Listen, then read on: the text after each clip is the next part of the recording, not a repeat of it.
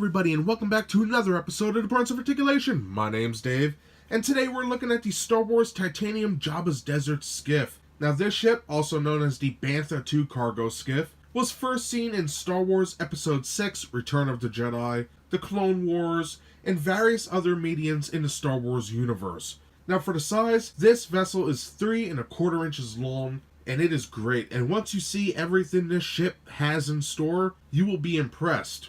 Now, last time, I looked at Jabba's sail barge, and I will admit I was not too kind to this vessel. I don't think Hasbro did a good job on it. I think they dropped the ball on the detail and the paint. However, this vessel here, the Desert Skiff, has everything this one was missing. Everything I complained about with this ship fixed, including the cutaway railings. And that's not all. It has moving pieces and everything. So we do have a lot to talk about.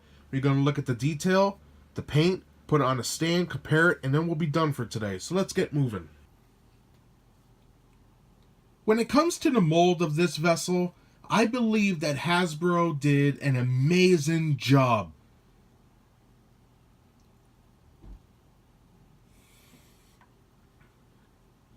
Starting this review off looking at the mold of Jabba's Desert Skiff, I must say, not lying to any of you, this is by far one of Hasbro's best achievements with the titanium line. And I will back that up. Not only did they get the perfect shape right for the Desert Skiff, which is almost 100% accurate. We could see our hand railings, our armor, which the detail is pronounced. It's not flat like the sail barge. Back here we have our controls. The deck is detailed. We can see some lines in there. This raised section has some nice detailing going around it. We have our steering vanes, which have some great detail on there. And they also rotate. So how cool is that? Now, coming down to the bottom of the ship. Actually, before that, right back here we have some great detail underneath. And now for the bottom.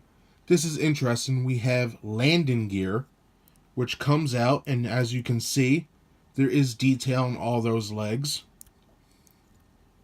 Holding it together, we have 3 screws, a peg port for our stand, and let me close these legs. And yes, these legs do hold it up. Just look at all this detail. Fantastic. All these lines, panels. Just an amazing job. I think Hasbro did great. We have our copyright crap. And one last thing, you get your fingernail. Extendable gangplank. That just sealed the deal for me once I found out it could do that. Brilliant. And then it just slides right back in. Just an amazing piece. So that basically does it for the detail. So let's see how it deals in the paint department. In regards to the paint on Jabba's Desert Skiff, I think they did an amazing job. Not only did they get the copper color right, the brownish hue, but they matched the plastic components to the metal almost seamlessly. And I think it looks great. Now on top of that metallic copper color, they have a grayish wash, dark gray, black for a little blaster scarring, and also silver. And it just adds so much depth to this vessel. See little scratches here and there. Just amazing. Now on the bottom, here's where it gets a little interesting. Just look at that beautiful paint. You got a little dark gray, light gray, some silver, the copper underneath. It just looks all worn and beautiful. Now right here above my finger, in this section here, is some type of oxidization, corrosion, rust, I don't know yet. But I'm going to look into fixing this somehow. It looks like it's under the paint. So I guess, I think the term is cancer, when a truck gets rust under the paint and it spreads. So hopefully I could fix that. But you can see it's a little yellowish. Now besides those little marks there, the paint on this vessel is magnificent. Perfect. I really like it a lot. So now that we looked at the mold and the paint, let's put it on a stand, compare it, and we'll be done for today. Now just like all titanium ships, it comes with a cool stand.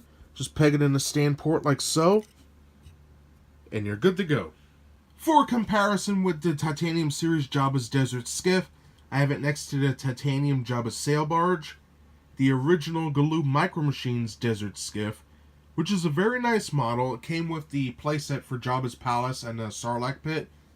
Mine is, however, warping with age, but still, damn good model. And then finally, for the 6-inch collectors, here we have the Star Wars Black Series 6-inch Stormtrooper Executioner. I was on the fence about buying him. He's a Target exclusive. However, the paint apps are pretty nice and crisp. And this lightsaber / lightning axe, very cool. I like this a lot. It's probably one of my favorite First Order figures right now. Very sharp. So in short, great figure. Desert Skiffs are awesome. The Sail Barge, 50-50. And that does it today for my review of the Star Wars Titanium Jabba's Desert Skiff. Again, this ship is 3 1/4 inches long, and I think it is a solid addition to the collection. So this was first seen in Star Wars Episode 6, Return of the Jedi, and I'm going to get right into the pros and cons of this vessel. Well, how much time do you have? I'm just kidding, I'll be short. The detail is amazing for the size of this ship. Also, when you add in the steering vanes, the gangplank, and also the landing gear, it's a solid win. Now with the paint, I think they went above and beyond. Yet again, instead of just making it brown or a copper color and leaving it like that, they took the extra initiative and added some silvers, blacks, and grays and washed them all in and made it look beat up and old and great. So in short, this is a perfect ship. The detail, the paint, the articulation, everything's there and accounted for.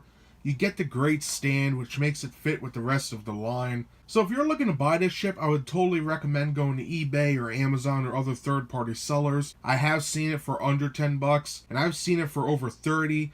It just depends on who's selling it at what time. So if you're looking for this ship, good luck to you. I hope you get it. It is worth the money. This thing is great.